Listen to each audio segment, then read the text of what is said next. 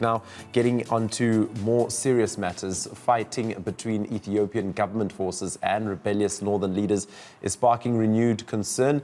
The 10-day conflict in the Tigray region has killed hundreds, sent refugees flooding into Sudan, and raised fears it may draw in Eritrea.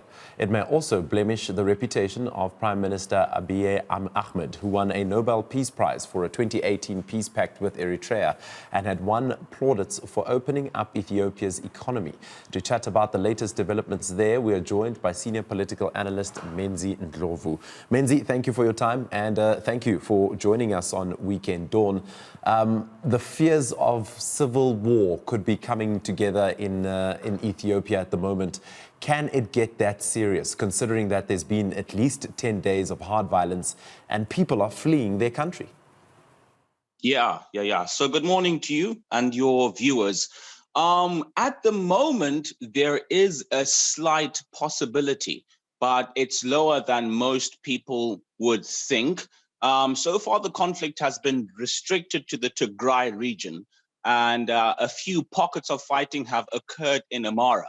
But we haven't seen much fighting outside of those two regions. And the government is hard pressed to try and keep the conflict as limited as possible for fear of the destabilization of the entire Ethiopia, which is quite probable at the moment, given the tenuous socio-political dynamics at the moment. But it does seem that the government is going for the jugular.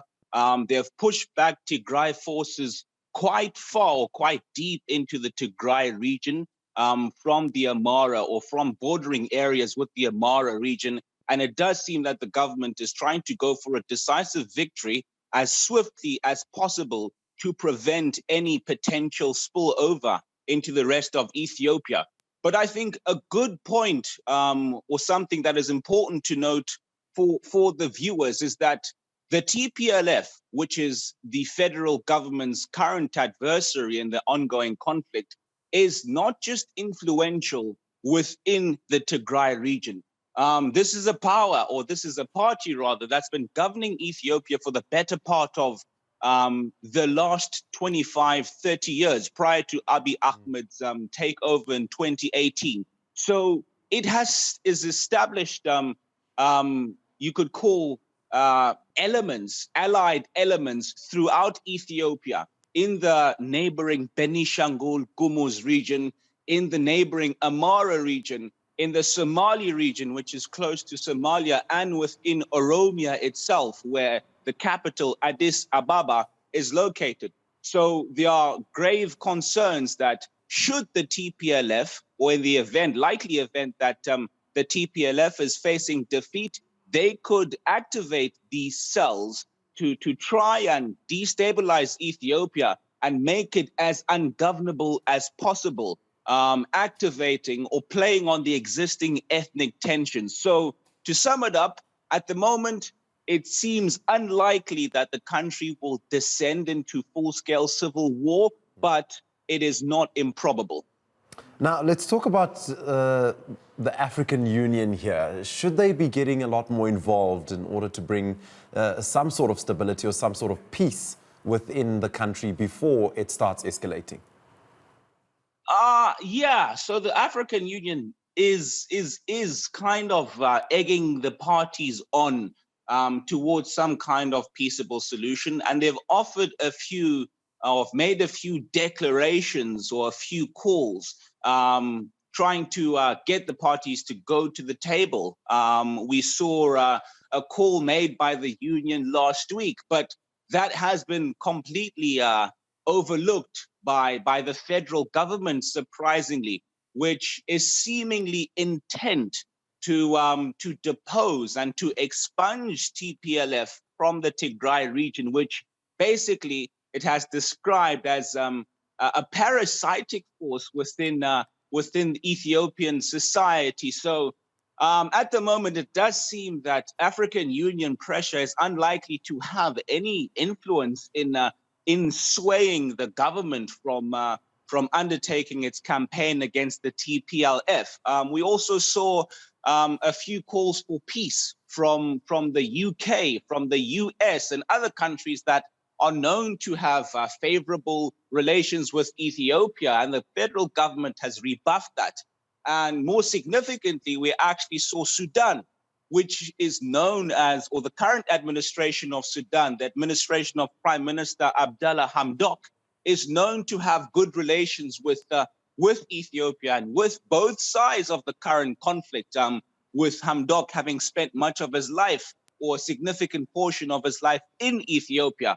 But his call for negotiations was also rebuffed. So it does seem that the federal government is closed off to any peaceable solution at the moment until it is convinced that it has dealt a decisive blow to the TPLF, which means rendering it ineffective as a fighting force, uprooting it from the regional establishments or the regional administration, and arraigning all its leaders. Until then, I think it is unlikely that the federal government will accede to any calls for a negotiated solution, rather, unless the international community comes together and it really presents it with an ultimatum that it can't refuse. Which, at the moment, there are very few things that will sway the federal government. So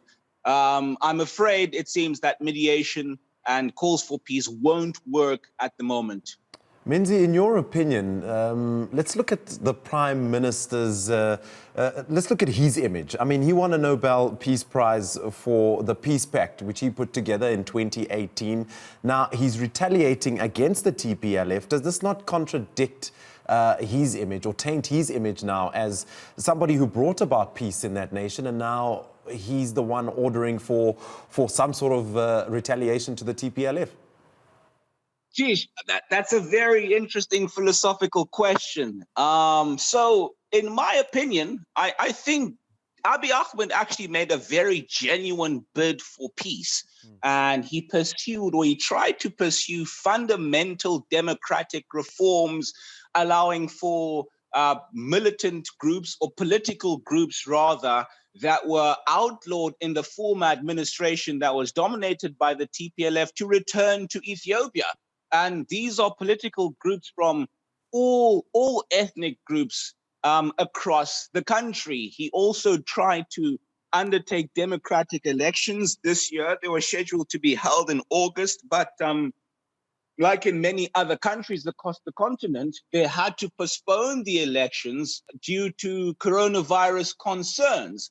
And he genuinely has sued for peace. So I think his reception or his receipt of the Nobel Peace Prize is not amiss.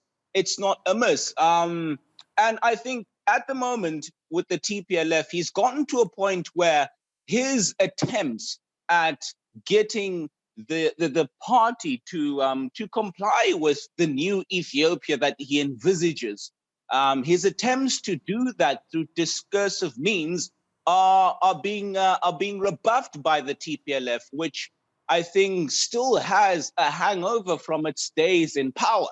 Once again, it's important to recall that the TPLF dominated the previous administration, the previous EPRDF administration in Ethiopia. And I think they found it hard to be a secondary or even lower player in Ethiopia. And there is credible evidence to suggest that it has been a relatively destabilizing force within the country over the last 3 years.